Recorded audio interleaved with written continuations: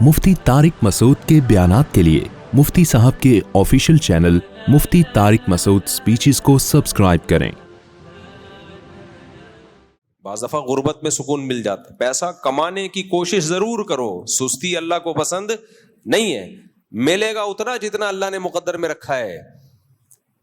جب یہ motivational speakers آپ کو بتا رہے ہوتے ہیں میں نے یہ کیا تو اتنا پیسہ، تم بھی کماؤ، یہاں تک بات ٹھیک ہے، ہم بھی مانتے ہیں کوشش کرو، لیکن یہ جو کہتے ہیں نا اس کی وجہ سے میرے پاس اتنا آ گیا لہذا تیرے پاس بھی آ جائے گا، نا یہ فالٹ ہے۔ آپ 10 بندے اپنے جیسے لے کر آؤ جنہوں نے اتنی ہی اسٹرگل کی جتنے آپ نے کی، ان میں 2 کو ملا ہوگا 8 پکوڑے بیچ رہے ہوں گے، 8 کیا کر رہے ہوں گے؟ گنڈیریاں بیچ رہے ہوں گے، جھک مار رہے ہوں گے بیٹھ کے۔ میں ایسے تاجروں سے بھی ملا ہوں جنہوں نے انتہائی محنت کر کے کروڑپتی بنے، وہ اپنی محنت۔ ایک فالٹ ہوا، چاچا نے قبضہ کر لیا پورے بزنس پہ، وکیل سے مل کے پورا بزنس اپنے نام کرا لیا اور 0 پہ آ کے کھڑے ہو گئے۔ کیس کر رہے ہیں، چونکہ وہ پیسے اتنے کھلا چکا ہے، کیس بھی نہیں جیت رہے، ڈاکومنٹیشن بھی ہو گئی، سب کچھ۔ اب یہ صاحب جا رہے ہیں خودکشی کرنے کے لیے۔ تو خیر میرے بیان انہوں نے سنے تو خودکشی کا ارادہ شکر ہے یعنی ختم کر دیا۔ لیکن مجھے ایک بات بتاؤ، اگر وہ میرا بیان نہ سنتا جو غربت کے فضائل پر تھا، غربت کے فضائل اس سینس میں کہ اگر اللہ ہی غریب بنانے پہ راضی ہے تو اس میں بھی خوش رہو، آخرت صحیح ہونی چاہیے۔ سب سے پہلے کیا ہے؟ آخرت۔ کوئی بات نہیں، آپ باس کے نوکر بن کے رہیں، کوئی مسئلہ نہیں ہے، وہ بھی قبر میں جائے گا، آپ بھی قبر میں جاؤ گے۔ یہ کہتے ہیں جاب نہیں کرو، ٹھیک ہے میں بھی یہی کہتا ہوں بزنس کرو، لیکن بھائی ہر ایک کر نہیں پائے گا، کیونکہ بزنس کرنے والے کو بھی ملازمین رکھنے پڑیں گے، تو کسی نہ کسی کو ملازم بننا پڑے گا، اکیلا سب کچھ تھوڑی کر لیتا ہے۔ تو یہ تو قرآن سے بغاوت کر رہے ہو آپ۔ قرآن کہہ رہے لِيَتَّخِذَ بَعْضُهُمْ بَعْضًا سُخْرِيًّا، میں نے دولت کو ایسے تقسیم کیا ہے کسی کے پاس اتنا کہ گننے میں نہ آئے اور کسی کے پاس کھانے کو روٹی نہیں ہوگی، تاکہ غریب آدمی ملازمت کرے امیر کی اور دنیا کا نظام چلتا رہے۔ اگر سب کے پاس پیسہ آ گیا، فیکٹریوں میں بوتلوں میں ڈھکن کون لگائے گا؟ کیا خیال ہے؟ سارے ہی سائنٹسٹ پیدا ہو گئے۔ یہ ماں باپ بھی کہتے ہیں نا ہر بچے کو ہم نے ڈاکٹر بنانا ہے، انجینئر بنانا ہے، بناؤ، بنے گا نہیں، کیونکہ سارے ڈاکٹر انجینئر اور کمپنیوں کے مینیجر بن گئے تو بوتلوں میں کمپنیوں میں ڈھکن کون لگائے گا بیٹھ کے؟ کچھ لوگوں کی بوتل کا کام کیا ہوتا ہے؟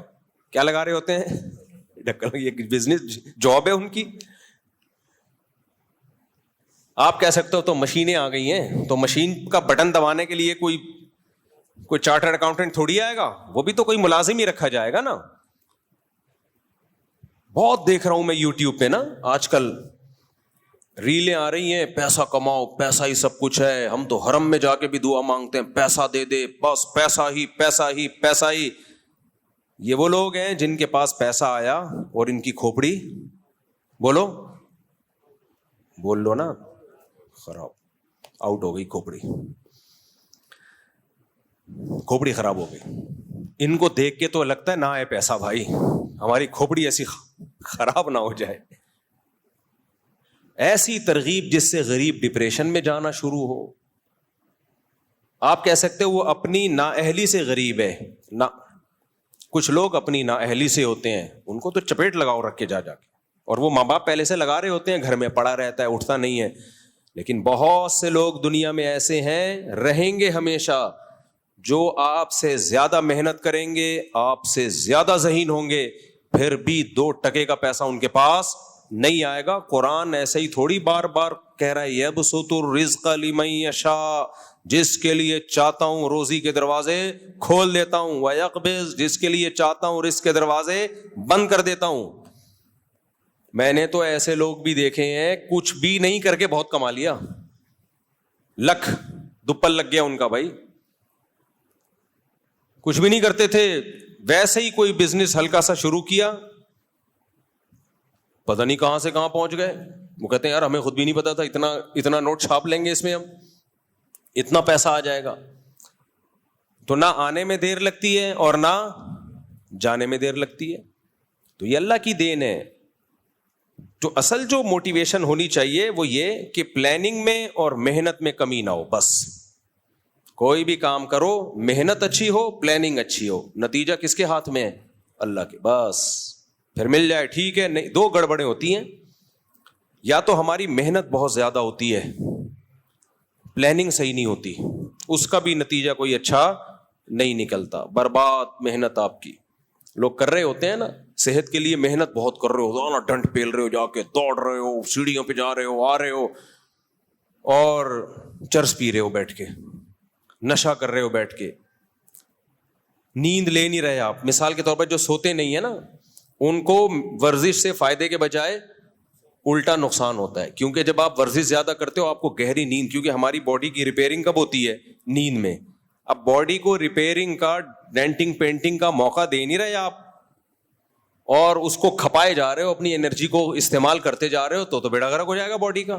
جتنے بھی ماہر ہیں جو فزیکل فٹنس کے ماہرین ہوتے ہیں, بولتے ہیں بھائی ورزش کرو گے تو گہری نیند ضروری ہے, اور ورزش کے بعد آتی بھی ہے گہری نیند. لیکن بعض لوگ ساری رات ٹی وی دیکھ رہے ہیں, موبائل دیکھ رہے ہیں, پھر آدھا گھنٹہ سوئے, آفس چلے گئے, ان کے لیے ورزش بالکل بھی نہیں ہے, بیڑا غرق ہو جائے گا بھائی. تو اب وہ کیا ہے, محنت بہت زیادہ ہوگی, آؤٹ پٹ کیا ہوگا؟ زیرو. بعض لوگوں کی پلاننگ بہت ٹائٹ ہوتی ہے کہ یہ کریں گے یہ کریں گے, پلاننگ ہی پہ ساری زندگی گزر جاتی ہے. جیسے جو اسکول میں بچے پڑھتے ہیں, کہتے ہیں ہم ہفتے سے پڑھائی شروع کریں گے. مجھے بتاؤ یہاں کتنے لوگ بیٹھے ہیں, وہ آیا ہفتہ آج تک ہے؟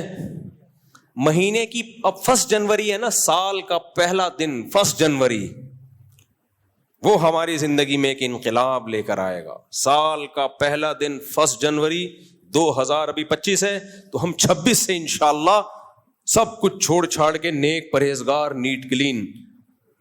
میرے بھائی جس دن مر رہا ہوگا نا, اللہ سے کہے گا اللہ 1 جنوری تک زندہ رکھ, اب تک تو جو ہوا معاف کر دے, آئندہ اللہ کہے گا معاف نہیں کروں گا میں. جنہوں نے کرنا ہوتا ہے آج سے کرتے ہیں بھائی, وہ ابھی سے کرتے ہیں, 1 جنوری سے نہیں ہوتا کچھ بھی. وہی بات ہے, پھر وہی مسئلہ خراب ہو رہا ہے. دوسری شادی کا بھی ایسے ہی, بہت سے لوگ کہتے ہیں ہم دوسری شادی کریں گے, وہ اس دن تم نہیں کرو گے. میں اسے کہتا ہوں تم نہیں کر سکتے, کریں پہلے یہ ہو جائے, پھر بس کر یار, میں کہتا ہوں بس کسی اور کو سامنے کہانیاں سنایا کر جا کے, تو نہیں کر سکتا. تو باتیں بہت اچھی کر سکتا ہے, تو باتیں کیا کر, جب بھی باتیں کرنا ہو میرے پاس آ جایا کر, اثر تو بیٹھ کے یہ باتیں کر لیا کر. تو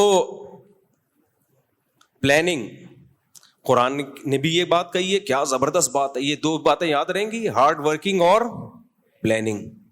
پلاننگ اچھی ہو اور ہارڈ ورکنگ. یہ اپنی طرف سے نہیں کہہ رہا, قرآن کہہ رہا ہے. دیکھو قرآن کیا کہتا ہے, الذین ضل سعیہم فی الحیاۃ الدنیا وہم یحسبون انہم یحسنون صنعا. کیا زبردست آیت ہے سورہ کہف کی. جیسے دنیا میں بہت سے لوگوں کی محنت ضائع ہوتی ہے کیونکہ ہارڈ ورکنگ اسٹرگل بہت ہے, پلاننگ کے بغیر ہے, سوچے بغیر ہے. اللہ کہتے ہیں ایسے ہی بہت سے لوگ دنیا میں بہت محنت کرتے ہیں جنت کے لیے, جائیں گے جہنم میں. الذین ضل سعیہم, یہ وہ لوگ ہیں جن کی کوششیں ضائع ہو جائیں گی. اگر انہوں نے جنت کی کوشش ہی نہ کی ہوتی تو اللہ کہتا کہ یہ کہتا کہ ان کی کوشش ضائع ہوگی. بولو نا آپ لوگ, اللہ کہتا کہ ان کی کوششیں ضائع ہوں گی, کہتا نہ. اس کا مطلب کوشش بہت کی انہوں نے, اور کی بھی کس کے لیے؟ قرآن کہہ رہا ہے یہ کوشش انہوں نے کی جنت کے لیے. لیکن قرآن کہہ رہا ہے ان کی یہ کوششیں, یعنی اسٹرگل, ہارڈ ورکنگ, یہ کوشش اور محنت ہونے کے باوجود برباد. اور اللہ کہتے ہیں وَهُمْ يَحْسَبُونَ أَنَّهُمْ يُحْسِنُونَ صُنْعًا. یہ دنیا میں سمجھتے رہے ہم جو کوشش کر رہے ہیں اتنا خدا کو خوش کرنے کے لیے, جنت کے لیے اتنی کوششیں کر رہے ہیں, بہترین کام ہم کر رہے ہیں. یعنی يَحْسَبُونَ أَنَّهُمْ يُحْسِنُونَ صُنْعًا, ان کا اپنا نظریہ بھی یہی تھا کہ ہم صحیح کام کر رہے ہیں. دیکھو ایک گمراہ وہ ہوتا ہے جس کو پتا ہو کہ میں غلط کر رہا ہوں پھر بھی غلط کر رہا ہوں, وہ تو سمجھ میں آتا ہے گمراہ. لیکن وہ بیچارہ تو یہ سمجھ رہا ہے کہ میں جو کام کر رہا ہوں اس سے اللہ خوش ہو رہا ہے, اور اللہ بھی خوش ہو رہا ہے اور جنت بھی ملے گی, نیک کام ہو رہا ہے, اور پھر اس کو صحیح سمجھ کے اس میں زندگی کھپا دے, لیکن اللہ کہہ رہے ہیں جائے گا کہاں؟ جہنم. وجہ اس کی یہ کہ ایک بہت بڑا فالٹ تھا اس